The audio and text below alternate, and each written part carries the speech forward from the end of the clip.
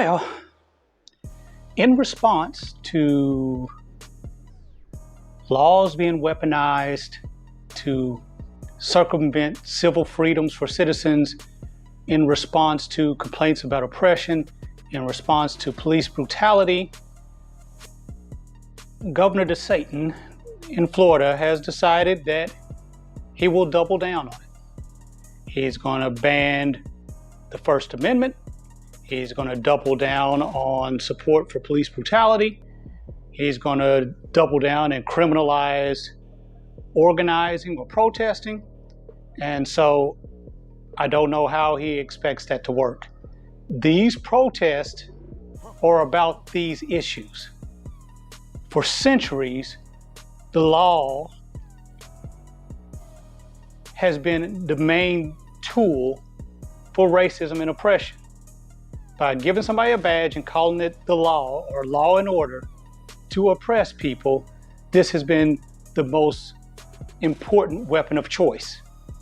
And for Professor Dingledome here to double down on what is the problem. That is the problem. But he has a problem that people are exercising their First Amendment rights.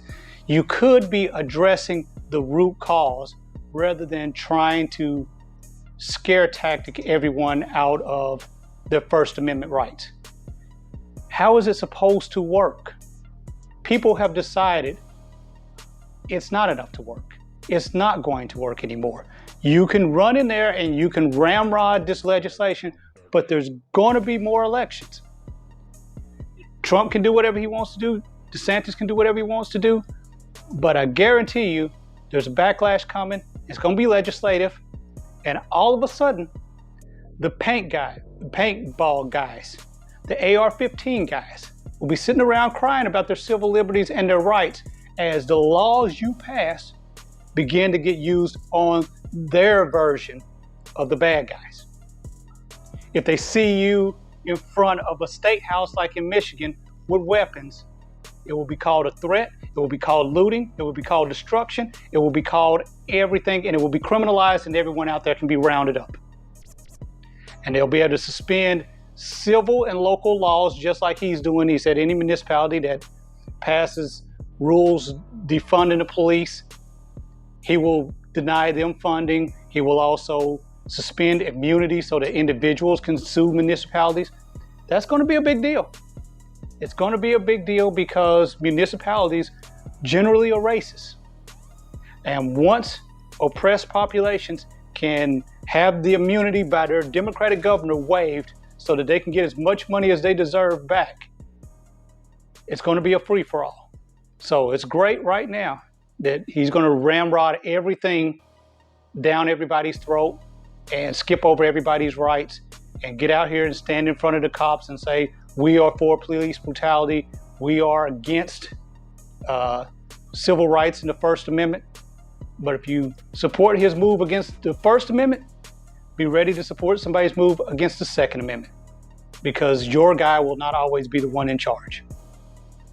So it's coming, and there's no end in sight to the back and forth. But I don't understand how you're not getting the message that people are not going to stand for this. So I don't know what you're going to do when you have to enforce it. Back in the 60s, they would just overwhelm the jail. That you're going to arrest 40,000 people in the streets and house them and jail them and try to give them all a minimum of 6 months. What are you going to do about punishing cops that break the law? That's what you need to be working on. Where is that minimum sentence? That's the root of the problem. The root of the problem is not people protesting police brutality.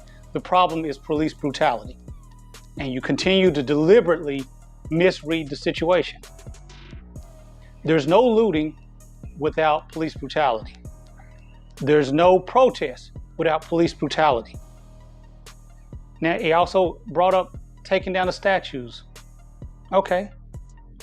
But what are you really going to do if the people don't want to be arrested? If they really fight back, you're going to put police in danger. You don't think that's your intent because you think they're just going to crack down and whack heads or whatever else. But if you haven't noticed, people are starting to whack back because they can see that the laws are not legitimate, that the police are not legitimate, that you are not legitimate, that our president is not legitimate. If you don't have any respect for rights and order, then no one's going to respect your law and order. The laws have to be seen as fair. The laws have to be seen as equal. And you just clamping down with unfairness and racism and police brutality has just turned the whole world against the bumpkin version of California in Florida. So, by all means, push it through. At this point, I'm for a second term of Trump. I think black people need to get it through their fucking head. And I think as liberals are starting to get through their head, this is not the country you think it is. There's no fucking merit. There's no damn freedom. You're getting an idea of what it's like to be black all the damn time. If you try to go out there and exercise your rights, you're gonna meet with oppression and repression, just like we do. And so those big white cities like Seattle and Portland are beginning to see what it looks like up close and personal if you try to exercise your rights. It's great to live under the ignorant bliss that this is America and it's all about merit and you have your rights. Just try to exercise some of them, see what happens. And they're finding out. You're going to be criminalized, you're going to be demonized, you're going to be brutalized because that's the way it's always worked. And as more people find that out, particularly white people, the laws change. Just like they did from crack to meth. When you really have to lock up all white people, when you have to beat the hell out of white people every day, the laws change. You can do it to black people for decades. You've been able to do it to white people for a couple of months. So, good luck with that. Bring on ramrodding this super repression down in Florida. Bring on a Trump second term, because I think it's waking up white liberals who felt like Obama's in there, America's turned the corner, see there, it ain't racist. It's as racist as it's ever been. It's as evil as it's ever been. It's as bad as it's ever been. And everybody is finding out at the same time. Quick note, I hadn't planned to make a video today, but since I'm here, heard on the radio today, victory dance about COVID. That those who had announced doom and gloom about the NFL were wrong and need to take accountability. For what? Said, it is a risk. Stop acting like you haven't been wrong to the tune of 190,000 Americans. This is a country wringing its hands and looking at its feet and celebrating and memorializing the death of 3,000 Americans who died senselessly. 187,000 more died senselessly because of you. You're worse than all the Al-Qaedas in the world. That's what you're going to memorialize. How many Americans died this year in September needlessly, senselessly, and were murdered because they trusted administration, a local, state, or this president. They went out there pig-headed or bull-headed like you, or they were exposed to some freaking idiot running around with it with no regard. Al-Qaeda ain't got nothing on you. Also, it's like Y2K. The precautions, the hysteria is why everybody got off their ass and did what needed to be done to prevent the planes falling out of the sky and the computers and the banking system, whatever else. And so it's not like the NFL said, everybody come on down. They saw the players opting out. They saw the external criticisms. They eliminated the preseason. You have to go. It's easier to rob Fort Knox than it is to get on the practice field right now. So don't act like the hysteria didn't make them put the systems in place that have kept so far the teams protected. Also, stop acting like this was the week of the fucking Super Bowl. Whew. We got through all 17 weeks in the playoffs and nothing happened. It's week 2, which takes 1 week. So we're about 10 days into the football season and effectively 1 week from Sunday to Sunday. And there's 16, basically, more to go plus the postseason. So it's September. Lastly, this is the part we have to worry about, where everybody keeps letting down their guard and we run into a spike. Let down the guard, run into a spike, pick up the pattern, because what is getting ready to happen right now is that what they're calling fluvid. Once people are coughing and sneezing, we got a little bit of a respite outside, everybody going out like dumbasses to cookouts and stuff during the summer and running into those spikes. We're getting ready to where people are coughing, sneezing, getting sick. And the way COVID does is an overaction from your immune system. It's like AIDS. You don't necessarily die of COVID. Had somebody tell me this weekend the numbers are inflated because the chickenpox numbers are down and this, that, and the other, and they must be. No, they're not. Every doctor in this country and around the world is not involved in a fucking bullshit ass conspiracy about this damn president who can't get the conspiracy right. It's a conspiracy that we lost 190,000 Americans because China created a virus in a lab. China didn't tell us what was going on soon enough, and that's why we lost so many Americans. Or is the whole damn thing a hoax and we got 190,000 Americans pretending to be dead to affect the election? You're going to have to pick which lie you're going with. Are they dead or not? Because we can't get them back. We can't get them back. Every time somebody believes that and walks around without a mask and infects somebody else and that spreads and kills 10 more people, that is the real issue. The precautions are not the issue. The numbers are not the issue. All of Earth, it's practical that all of Earth is in concert to get rid of Trump. But that just speaks volumes that people are willing to kill millions of people around the world because of the person you voted for. That's how bad it is. That's what they think of you and your logic. That's what they think of this guy being president. That's how bad it is. That makes sense to you. That Americans are willing to die by the tens of thousands and people around the world, independent of their politics, are willing to die to make this president look bad. You know what makes him look bad? Not having on a fucking mask.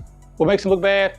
Talking about fucking bleaching your veins rather than being out in front and listening to the experts, leaning on the CDC and cooking the numbers and bringing them down and saying, if we didn't do so much testing. And people bought that. You could test everybody for fucking polio. That's not going to drive up the numbers. If everybody got a polio test tomorrow, the number of people with polio would still be virtually nil because we don't fucking have polio. But this idiot is saying the testing is why the numbers are high. The testing are not why you're positive. It's ignorant. Somebody doesn't have cancer because they took the fucking test. They have cancer because they fucking have cancer and the test finds it. So I don't know what in the hell it's going to take to get these people thinking right, because they are so hell-bent on doing what they're accusing everybody else of just being sheeple. But all that man has to do is come out and say anything and you will believe it. He said you don't need a mask during a pandemic. You're running around without a mask. And I'm the sheep. I can look around the damn globe. I'm not listening to nobody else. When I see doctors who wash their hands up to the fucking elbows with their fingernails, disinfecting themselves all day, go home, take their clothes off, and then sleep in a room above the garage, I'm be like, even if they were saying, hey, it's fine, it's good for you, that's just what the doctors I'm doing, I'm just like, well, he knows, he's seeing it all damn day long. Why ain't he hugging his kids? There are doctors losing custody of their children because they have to work at a hospital all day. You don't hear that for any other disease or infection. So when I see them on TV crying and exhausted and wore out because they are face to face at it all day, you're just at work. You're just seeing, a bunch of other people and you think everybody's healthy and there's no big deal. They are the ones putting the people on the ventilator. They are the ones watching people die. I'm going to take their take on it more than I'm going to take your take on it. So get some facts. Prove these 190,000 people are faking it to hurt Trump. They don't know it's going to hurt Trump. He could simply be on the right side of history for once. He could simply make COVID the enemy for once, like any other president would have. But he's as stupid as you are. The hysteria is saving lives. I have no interest in COVID being a real thing. I have more interest in it being over than you do. I was living a bigger life, more active life than you are. But I'm willing to save your life if I can. As usual, fuck you. Don't need you to subscribe. Don't give a fuck about your comments. I'm a grown-ass man, so my life doesn't revolve around likes. I'm just some guy, and only I know what's best. Have a great day.